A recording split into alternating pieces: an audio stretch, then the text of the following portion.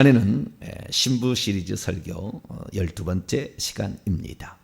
왜 예수님은 보잘것없는 시골 처녀를 그렇게 사랑하셔야 했는가? 라는 제목으로 함께 말씀의 은혜를 나누기를 원합니다. 아가서를 설교하기가 되게 어려운데 아가서를 설교 본문으로 생각하고 준비를 해왔습니다. 아가서에 관한 여러 책들을 보지만 똑같은 주석은 하나도 없고 저마다 자기 나름대로 해석을 해왔습니다만은 하나가 맞으면 하나는 틀리고 다 그렇습니다. 그만큼 아가서는 해석하기 어렵다는 것이고 이 본문을 지금도 저도 무슨 뜻인지 찾아 헤매는 것이 많지만 그래도 그 깊이가 얼마나 깊은지 측량할 수 없다라는 것이 이렇게 느껴져 옵니다. 느껴져 와요. 과연 이 시 안으로 들어갔을까? 사람들이, 신학자가 이 시 안으로 들어갔을까? 하나님의 마음의 그 안으로 주님이 오라고 하는 그 잠근 동산에 그 봉한 샘으로 이렇게 들어가 보았을까? 쉽지 않겠다. 저도 과거에 이 아가서 별로 안 좋아했어요. 어쩌면은 무슨 노골적인 사랑을 표현하는 것 같은 이런 느낌들이 많이 들었기 때문에 그래서 슬쩍 넘어가곤 했습니다만은 다시 이 본문을 봤을 때 이 본문은 놀라운 오직 하나만 사랑하는 두 여인의 측량할 수 없는 깊이 있는 사랑이에요. 그래서 그 사랑을 솔로몬이 얼마나 140명의 왕후 60명, 비빈 80명, 무수한 시녀들, 최소 140명의 예루살렘의 딸들이 있었으나 그들을 그에 대한 사랑이 없었고 오직 한 사람, 그 사람만을 사랑하는 그 마음이 영락없이 하늘의 왕이 이 땅에 보잘것없는 죄인을 사랑하는 그 모습으로 이렇게 펼쳐지고 있는 것이죠. 그래서 우리는 이 솔로몬이 술람미 여인을 좋아해서 불렀다는 이 아가서가 우리가 모르겠습니다. 시로 썼다고 그러니까 실제가 아닐 수 있어요. 실제일 수도 있고 실제 경험을 그렇게 쓸 수도 있고 저는 실제 경험이라고 보여집니다만은 근데 어쨌든 이게 그렇게 되든 아니든 간에 하나님께서 솔로몬으로 하여금 이것을 타락하기 전에 쓴 거니까 잠언 쓰고 그의 중반 정도의 잠언을 썼고 그의 말년에 전도서를 쓰고 죽었잖아요. 3편을. 그런데 아가서는 그의 초기의 것이기 때문에 아직까지 타락해 넘어가지 아니하는 상태에 있었던 솔로몬의 마음이니까 그런 게 아닌가 싶습니다. 그래서 솔로몬으로 표시되어 있는 예수 그리스도께서 어떻게 술람 여인으로 표현된 시골 처녀인 우리 죄인들을 죄인이라기보다는 주님을 잊어버린 채 가시밭에서 살아가고 있는, 그래서 오빠들로부터 포도원 지기로 이렇게 강제로 일을 시켜줘서 거기에서 일하고 있지만 빈둥거리지 아니하고 충실하게 거기서 일하고 있는 그런 여인으로 등장하는 어쩌면은 아무도 알아주지 않는 그런 시골에서 살아가고 있지만 그러나 그 도도함은 결코 떠나지 않는 그 모습이 아주 이렇게 딱 정면하게 나와요. 그래서 우리가 세상에 예수 그리스도를 믿는 자로 살아갈 때 별 볼 일이 없고 알아주는 것이 없다 할지라도 우리의 그 신앙의 그 표현만큼은 우리가 그 어떤 사람 앞에서도, 아니 특별히 귀신 앞에 절대 주눅들지 말고 당당하게 살아가야 된다. 이런 마음을 갖습니다. 그래서 오늘 시간에는 왜 예수님께서 이 시골 처녀를 이처럼 사랑하셨을까? 왕이 뭐가 부족해서 모르겠습니다. 여기가 뭡니까 샤론이라는 표현이 나오는 거 보니까 샤론 갈멜산 근방에 어떤 거기가 포도원이 엄청 많거든요. 포도원이 그 갈멜산 근처에 있잖아요. 샤론 평야 지중해에서 갈멜산까지 이어지는 그쪽이 포도원의 주 생산지입니다. 이스라엘에. 그래서 거기 근방에 포도원이 아닌가 추정이 되는데 곳에 있는 그 샤론의 꽃들과 자기를 비교하면서 말하는 이 여인의 이야기를 통해서 주님께서 왜 그 여인만을 사랑하셨을까라는 그것을 좀 추적해 보고자 합니다. 우리가 지난 주일날 아가서를 좀 전체적인 걸 공부를 했는데요. 이 아가서의 그 내용은 가곡시 오페라라고 얘기를 했고요. 이것이 공연이라고 말씀을 드렸습니다. 그래서 우리가 이 성경책을 읽을 때는 공연이 아니기 때문에 느낌이 와닿지 않아요. 그러나 이 공연을 한다고 만약에 표현을 한다면 이 여인이 어떤 대사를 할 때 그 옷을 입고 나오고 거기에 관련된 소품을 들고 나올 거예요. 그러니까 이 여인이 주님에 대해서 내 사랑하는 자는 내게 엔게디 포도원의 고베라 송이다 라고 했을 때는 그것을 아마 들고 나왔을 거예요. 그러면 우리는 느낌이 확 다가올 거지만 우리에게 있어서 고베라라는 것은 알지 못하는 그런 풀이잖아요. 전문가는 알지 고베라를 누가 알겠어요? 고베라 꽃송이가 신부 때 단장하는 꽃으로 많이 쓰입니다. 우리는 잘 모르지만 부자들은 그걸 써요. 고베라를. 그런데 이 장면들마다 대사 하나지만 함축된 것으로 어떤 자신의 마음을 표현하고 있잖아요. 그렇기 때문에 상당히 어쩌면 과장된 거예요. 근데 여러분 이거 하나는 아셔야 돼요. 이 땅에 우리가 언어를 써서 뭔가를 얘기하게 될 때 우리 주님에는 100번 1000번 과장해도 죄가 아니에요. 우리 주님에 관하여는.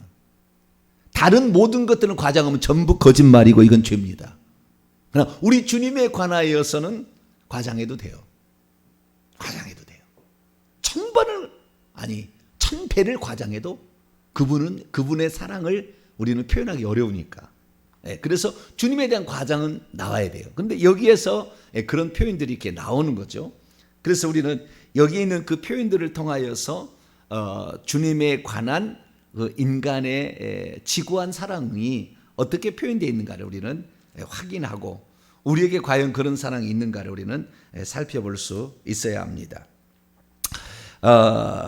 특별히 지난 주일날 우리 주님이 어떤 분인가에 관하여 그 노래한 이 술람미 여인의 고백이 당신은 엔게디 포도원의 젓갈색의 고베라다 이렇게 표현했는데 이 젓갈색의 이 고베라는 우리를 위해서 핏빛으로 물들이신 그 옷을 입고 계신 그러나 안에는 순결한 죄 없으신 예수 그리스도를 그대로 표현하고 있다. 그래서 이 여인과 결혼하기 위해서 기꺼이 자신의 목숨을 내놓은 먼저 순전한 나들을 깨뜨려 너만을 사랑한다고 고백하는 우리 주님의 그 모습을 고스란히 고베라가 보여주고 있다라는 사실을 말씀을 드렸고요. 그때에 우리 주님께서는 솔로몬의 음성을 통하여서 말하기를 여자들 중에 내 사랑은 가시나무 가운데에 백합화 같도다. 가시밭의 백합화 같도다. 흰색의 릴리가 아니에요. 가시밭의 백합화는 아네모네를 상징합니다. 예수님께서도 들의 백합화를 어떻게 자라는가 생각하여 보라 막 그러는데 그 들의 백합화가 요거예요. 아네모네예요. 근데 이 아네모네는 어쩌면 쑥잎처럼 생겼어요. 잘 보면은 생강 이파리 같기도 하고 좌우지간 쑥 이파리 같기도 하는, 쑥부쟁이 같기도 하는 그런 이파리를 지녔는데요. 이게 이렇게 그 한가운데서 초록색의 요 꽃망울 같은 것이 자라기 시작해서 오른쪽에 이런 빨간 꽃이 올라옵니다. 빨간, 이게 아네모네예요. 빨간 꽃이 올라와 가지고 이렇게 꽃을 피우는데 그 안쪽에는 수줍은 듯이 흰색의 치마를 이렇게 쏙쏙쏙 이렇게 속치마를 두르고 있고, 거기에는 고귀한 왕의 자태를 의미하는 자주색의 수술들을 이렇게 다 갖고 있는 그런 모습을 지니고 있어요. 그래서 우리 주님께서는 여자들 가운데 내 사랑은 가시나무 가운데, 가시가 얼마나 찔리고 아프겠어요. 가시가 있어서 결실을 못 한다잖아요. 그 마태복음 13장의 비유를 보면 씨앗이 떨어져 있는데 가시밭에 떨어뜨리면, 그 정도로 험난한 이 세상을 살아가고 있는 우리 자신들을 주님께서는 가시밭에 백합하다, 이렇게 가시밭에 아네모네다 이렇게 얘기를 하니까, 그런 것에서도 자신의 지조를 오직 주님에게만 바치는 그 어떤 고결함의 자태로서 이 향기를 뿜고 있는 가시밭의 백합화, 그것으로서 이 포도원에서 고생하고 있는 그 술람미 여인을 말해주고 있는데요. 이제 오늘 우리는 어떤 것을 봐야 되느냐? 오늘 우리는 그 여자가 자기를 표현하는 표현을 좀 보고, 그 다음에 남자가 또 자기를 표현하는 두 번째의 비유를 살펴보기를 원합니다. 이걸 통해서 우리가 왜 남자가 그 여자만을 좋아했는가, 이걸 살펴보기로 합니다. 2장 1절입니다. 2장 1절에 가시게 되면, 자, 읽습니다. 시작. 나는 샤론에 수선하여 골짜기에 백합화로다. 요건 지금 신부가 자기를 표현하는 거예요. 그 다음에 그 신부가 자기를 표현하는 것이 아니라 신부가 신랑을 될 자를 표현할 때는 3절입니다. 3절을 또 읽어볼까요? 시작. 남자들 중에 나의 사랑하는 자는 숲을 가운데 사과나무 같구나. 내가 그 그늘에 앉아서 심히 기뻐하였고 그 열매는 내 입에 달았도다. 여기에 두 사이의 관계가 어떤 관계인지 심오하게 함축되어 있어요. 이 두 말에 또. 그래서 먼저 나는 샤론에 수선하다라고 자기를 표현하는, 골짜기 백합화라고 여기에 표현하는데요. 샤론에 수선하는, 옛날에는 샤론의 장미라 이렇게 번역이 되었는데 이번에 수선화로 바꿔졌어요. 근데 영어 성경을 보면 A Rose of Sharon 이렇게 돼요. 이 샤론의 수선화를 샤론의 장미라 이렇게 돼 있어요. 여러분 그 네이버에 들어가셔가지고 무궁화를 딱 쳐보세요. 로즈 오브 샤론 이렇게 딱 나와요. 거꾸로 샤론의 꽃 쳐도 무궁화가 나옵니다. 샤론의 꽃은 수선화가 아니에요. 내가 수선화를 여기다 넣었어야 되는데 수선화가 아니라고. 그 수선화 아시죠? 군집대에 이렇게 막 살아가고 있는 그 수선화가 아니고 무궁화를 가리키는 거예요. 이 무궁화는 없을 무자에다가 끝이 없다는 거죠. 다할궁, 다함이 없는, 끝이 없는 꽃이라 이건 뜻이에요. 이 무궁화라는 것이 언제부터 우리나라의 꽃이 됐을까? 우리나라 꽃이잖아요. 왜 한국 사람을 하나님이 세계 그 어떤 민족보다도 한국 사람을 주님이 사랑하세요. 지금의 거의 계시들은 한국 사람을 통해 나와요. 거의 많은 계시들이. 그 한국 사람의 그 중국에서 얼마나 때리고 외놈들이 얼마나 때렸지만 끝내 없어지지 아니하고 끈질기게 살아남았잖아요.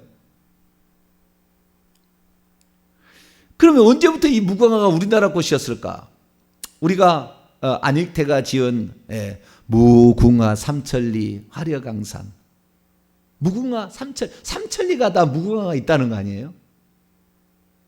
그럼 우리나라를 이제 그 무궁화 꽃의 나라라 이렇게 불린 것이요. 후 당서에 보게 되면 우리나라를 무궁화의 나라라고 아예 써놨어요. 그리고 단군 그때부터 이미 이 꽃을 가지고 있었음이 문헌으로 기록이 나와요. 그러니까 5,000년 이상의 우리나라가 처음부터 바벨탑 사건으로 말미암아 흩어져서 왔던 그 민족이 그 꽃을 가지고 온 것이 무궁화예요. 그래서 이 무궁화의 그 학명을 보게 되면 시리아라고 나와요. 시리아의 꽃이라고 나와요. 시리아. 그 시리아 있잖아요. 수리아라는 것은 그 샤론 평야 위쪽입니다. 그쪽에 있는 꽃이다 이거예요. 그래서 그걸 가져왔는데 이 무궁화가 바로 샤론의 장미라는 것입니다. 이 장미는 죽지 않는 끈질김이 있어서 한번 이 꽃이 피기 시작하면 여러분도 이제 어렸을 때는 봤을 거예요. 지금은 잘 안 보이지만 꽃이 한번 피기 시작하면 피고 지고를 한 석 달, 넉 달을 계속 합니다. 이게 가을 무렵의 꽃이에요. 지금 한 10월 달 요 무렵에 나오는 꽃입니다. 꽃인데 한번 피기 시작하면 석 달, 넉 달 아마 7, 8, 90은 피는 것 같아요. 내 느낌이. 정확히 잘 모르겠지만 어릴 때 기억입니다만은 이 꽃이 서너 달을 계속 피고 지고 하는 거예요. 그런데 제가 이 무궁화 꽃을 보면서 이 깜짝 놀랐어요. 왜 깜짝 놀랐냐면 무궁화 꽃은 아까 얘기했던 골짜기에 가시밭에 백합화하고는 색깔이 거꾸로 돼 있어요. 빨간색이 바깥쪽에 있고 안쪽에 하얀색이 있는 것이 아니라 흰색이 바깥쪽에 있고 그 다음에 안쪽에 빨간색이 있는 이게 고전형의 무궁화입니다. 무궁화의 종류가 31종류예요. 무궁화 꽃이 31종류라고요. 31종류인데 이 31종류의 꽃이 우리는 지금 이제 이렇게 지금 약간 분홍빛이 들어가는 것이지만 하얀 데서부터 시작해서 보랏빛까지 많이 이렇게 들어가는 31종류의 무궁화가 있어요. 근데 이 무궁화가 결국에 이 거꾸로 표현되어 있어요. 그러니까 주님을 사랑하는 그 열정이라는 것은 주님께서 우리에게 바라보시는 것은 정말 빨간색으로 물들인 완전히 우리 아네모네가 되지만 우리 스스로 주님 앞에 내보일 때는 너무 부끄럽다는 거예요. 주님을 사랑하는 게 너무 적다는 거예요. 나는 샤론의 수선하여 골짜기의 백합화라는 것은 나는 참 부족한 사람인데요. 왜 나를 사랑해 주십니까? 라는 그런 표현이거든요. 이 표현을 간단히 요약하자면. 그런데 이 속에 깊이 들어가 있으면은 이것은 그 어느 누구가 죽이고 핍박하고 막 괴롭히고 한다 할지라도 없어지지 않는 끈질기게 살아남는 그것을 그 안에 내포하고 있어요. 악한 마귀 귀신이 세상의 유혹이 그렇게 우리를 힘들게 할지라도 그가 주님의 사랑을 한번 경험한 주님이 사랑한다는 것을 아는 신부가 되어지면 그때부터는 죽을 때까지 그것이 변함이 없이 누가 나를 죽이고 1000번을 죽여도 내가 주님을 사랑하는 그 사랑은 변치 않을 겁니다라는 것을 내포하고 있는 꽃이에요. 이게 바로 샤론의 장미입니다. 근데 또 하나가 얘기하죠. 골짜기의 백합화라고 또 얘기를 하죠. 근데 골짜기의 백합화가 영어로 뭐라고 되어 있냐면은 릴리 오브 벨리예요. 골짜기의 백합화는 릴리 오브 벨리. 릴리 오브 더 벨리죠. 정확히라면 릴리 오브 더 벨리. 근데 이 릴리 오브 더 벨리라고 이게 영어 되어 있는데 이 영어를 그대로 네이버에 쳐보면은요 아네모네가 안 나와요. 은방울꽃이 나옵니다. 은방울꽃이. 희한하죠? 은방울꽃이 나와요. 이 은방울꽃은 방울방울 이렇게 은처럼 돼 있는 방울방울 돼 있는 이 꽃이 있는데요. 이것이 한 10개 이렇게 달린 것 같아요. 한 번에 달리면 한 10개 정도 달리는데 이 은방울꽃은 백합목의 백합과과의 이런 꽃입니다. 그리고 이렇게 봐도 그런 것인데요. 이 꽃이 희한하게 흰색이잖아요. 놀라지 마십시오. 이 흰색의 꽃이 지면 저렇게 빨간색의 열매가 맺혀요. 지금 왼쪽엔 초록색인데 지금 겹쳐져 가지고 지금 다르게 나오는데요. 이 오른쪽에 이 빨간색의 이런 꽃이 피는 거예요. 우리나라의 은방울꽃하고 그다음에 그 독일이나 이쪽 그 서양의 은방울꽃이 약간의 차이는 있어요. 차이는 있는데 아주 수줍은 그 새색시에 수줍음이 거기에 좀 들어 있어요. 꽃이. 그래서 이 꽃말이 뭔가 이렇게 찾아봤어요. 꽃말이 뭔가 찾아봤더니 이 순결이래요. 순결. 순수 순결. 그리고 다시 찾는 행복 이렇게 돼 있어요. 근데 어떤 분이 주님께 물어봤더니 이 꽃의 뜻은 꽃의 뜻은 눈물이란다. 이렇게 가르쳐 줬어요. 우리는 흰색의 그 순수 순결로 생각을 했는데 망울망울 맺혀 있는 이것이 눈물이란다. 그러니까 우리가 예수 그리스도를 알아서 이 땅에 우리가 살아가게 될 때에 예수 그리스도를 알아서 이 땅에 살아가게 될 때에 예수님만 바라보고 간다는 것이 어쩌면 너무 힘들어요. 너무 힘들어. 그래서 우리가 주님을 바라보게 될 때 너무 힘든 세상에 살아가는데 그 주님의 사랑이 너무 깊기 때문에 그 주님 빨리 오세요. 빨리 와주세요. 나는 당신뿐이에요. 그래서 그 주님의 사랑으로 자기의 마음이 눈물로 쏟아지는 그런 표현을 이 은방울꽃으로 이렇게 표현이 된 것 같아요. 그래서 이 골짜기의 백합화는 백합화가 릴리가 아니고 아예 골짜기의 백합화라고 돼 있는 게 릴리 오브 더 밸리, 골짜기의 백합화는 은방울꽃이라고 아예 돼 있어요. 영어가 나와요. 영어로 치면 그게 나오는 거예요. 우연이 아니죠. 우연이. 그래서 가시나무 가운데 백합화는 아까 아네모네였던 것이고 이 골짜기의 백합화라고 얘기하는 것은 이 믿음의 지조를 지키기 위해서 너무나 힘든 세상 속에 살아가서 우리 주님이 보고 싶어서 눈물 짓는 그 여인의 수줍음을 가리키는 거예요. 그래서 나는 주님이 빨리 오면은 힘든 세상을 살기 좀 어려워요. 주님 빨리 오세요. 그런 것을 표현하는, 이렇게 나는 주님을 기다리기도 부족하고, 그러나 그 내면에는, 깊이 내면에는 절대 지조를 버리지 아니하고 피고지고 끈질기게 그 외침 속에서도 자신의 신앙을 지켜가는 그런 그 여인의 몸부림이 기록되어 있는 것이 바로 나는 샤론에 수선하여 골짜기의 백합화로다, 이렇게 얘기를 한 거예요. 그러니까 나는 주님이 보고 싶어요. 빨리 와서 나를 데려가 주세요. 그런 내용인 거예요. 이게 이 내용을 보면은 이 내용이 그런 내용인데요. 그런데 이제 봅니다마는 3절에 갔을 때에 3절에 이 남자들 가운데 나의 사랑하는 자, 여자가 하는 얘기예요. 나의 사랑하는 자는 수풀이 아니에요. 숲의 나무들입니다. 나무들이 많아요. 숲에 나무들이 많은데 수풀이 아니에요. 풀이 아니고 숲에 수많은 나무들.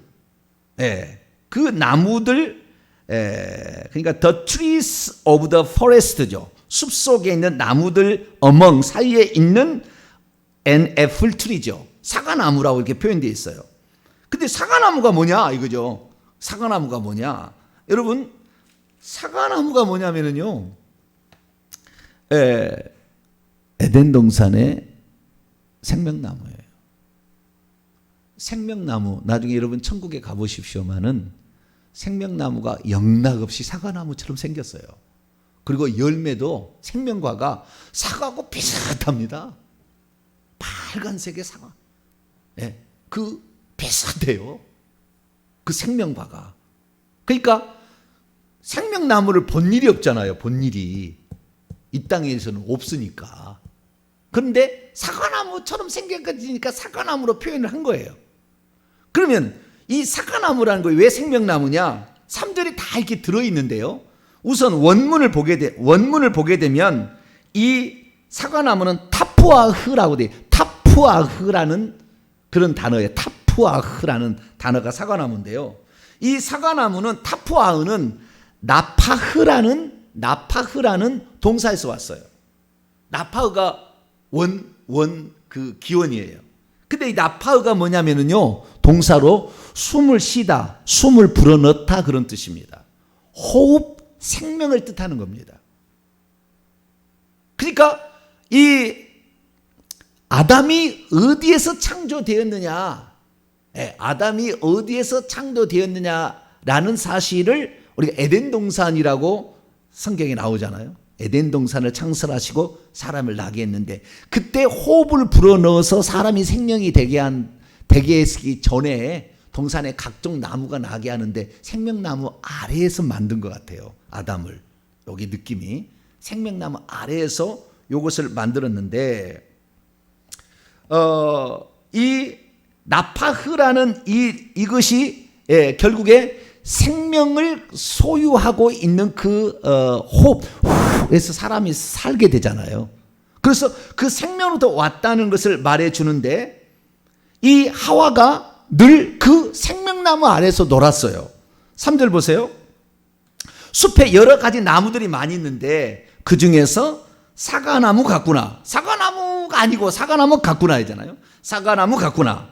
내가 그 그늘에 앉아서 심히 기뻐했고, 그 생명나무 아래서 늘 가서 기뻐. 하와이가 그 밑에 있는 것을 상상해 보세요. 그리고 그 열매는 내 입에 달았도다.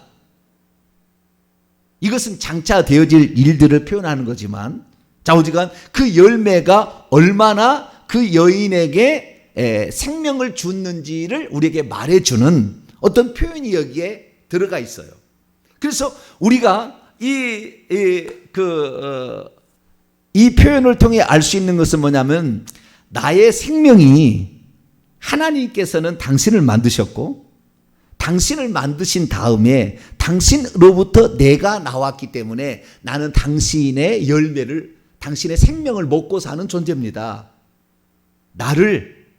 내가 누군지 이제 알려주시고 나를 찾아와 주신 나의 원 존재여, 감사합니다. 이 표현을 여기에 지금 담고 있는 거예요. 담고 있는 거예요. 그래서 이 솔로몬이 이 여인에 대해서 고백할 때 6장을 넘어가 보세요.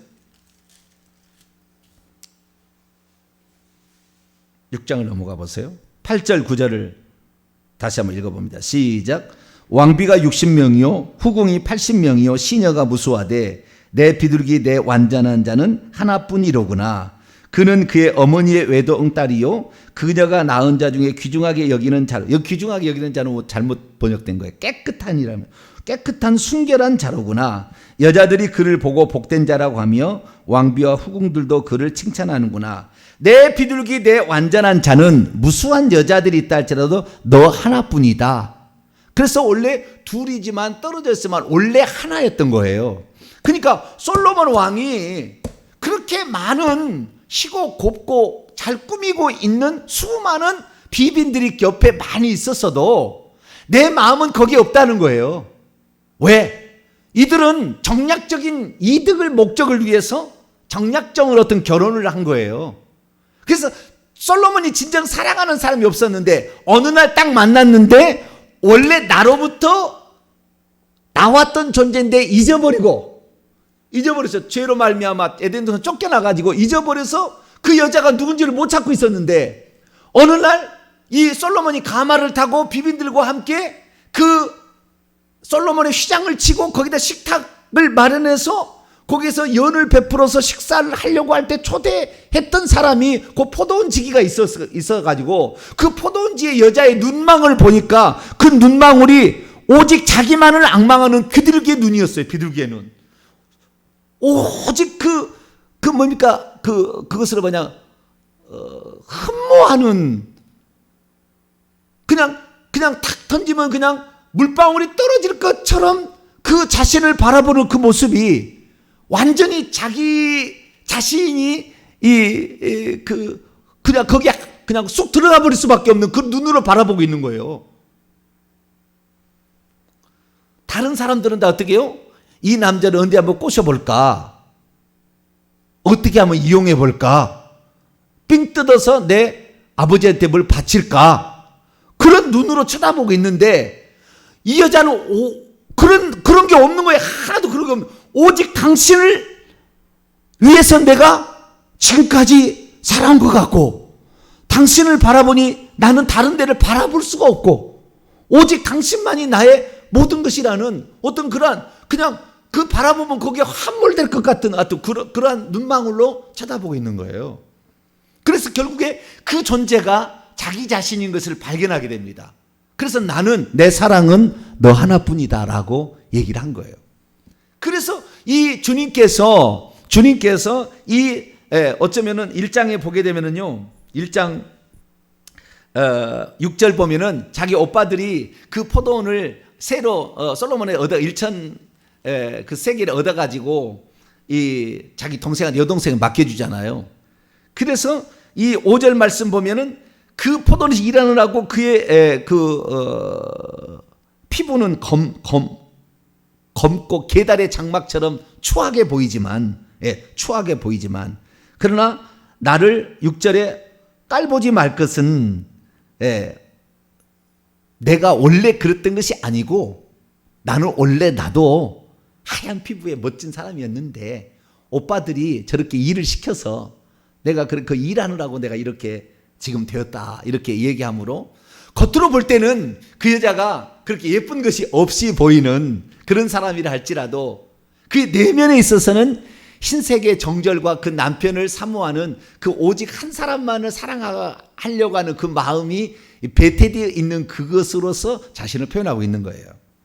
그래서 결국에 이 솔로몬에 등장하는 이 꽃들과 나무들의 표현이 영락없이 아담과 하와, 원래 둘이 하나였던, 부끄럽지 아니하고 오직 당신이 나고 내가 당신이었던 그 모습을 그대로 표현해 주는 장면이라고 할 수가 있어요.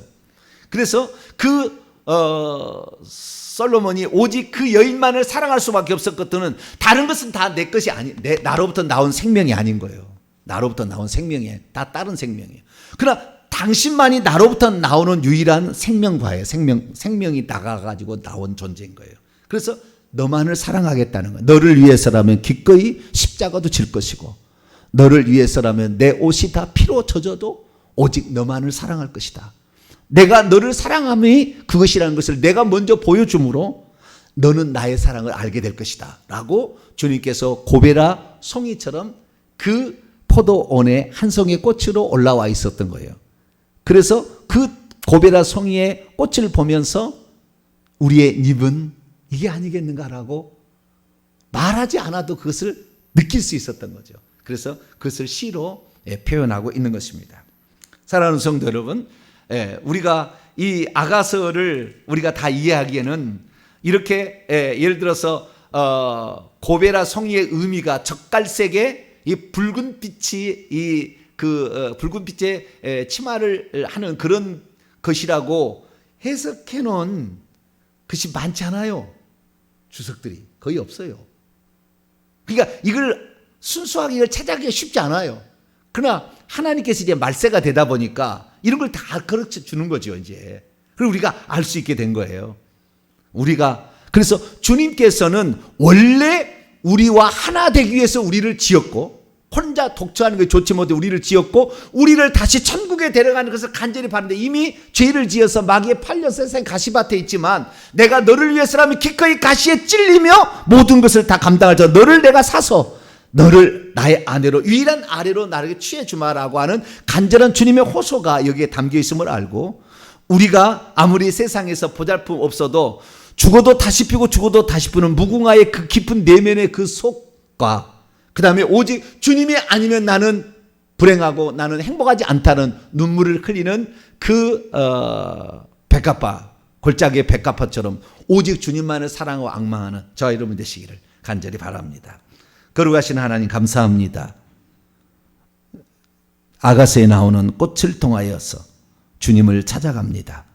그리고 주님이 우리를 향한 생각이 우리밖에 없는 이유를 살펴보았습니다. 주님이 나를 위해서 모든 것을 행한 것처럼 우리도 일편단심 주님만 사랑하게 도와주옵소서. 우리 주 예수 그리스도의 이름으로 기도하옵나이다.